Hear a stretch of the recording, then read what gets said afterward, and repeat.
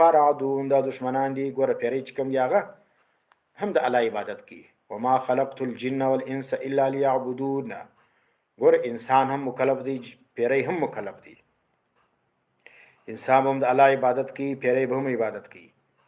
اوس په پیرارانو کې بیا یو قسم مخلوق دی چې هغه شریر دی، هغه کافر دی، هغه مشرک دی، هغه بدعتي دی. ویني دغه فاسق فاجر کافر دې ته چې شول کېږي دا پیری ته بیا شیطان ویل کېږي. نو شیطان خالی په پیرانانو کې نشته. شیطان چې کوم دا په انسانانو کې موجود دی.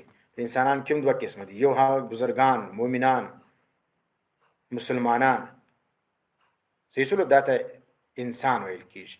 او په انسانانو کې چې بیا کم شرک کافران مشرکان فاسقان بیا درجه به درجه سیسلو دا بیا ګرده د شیطانانو په ډله کې راځي. بیا نو شیطان چې کوم دی هغه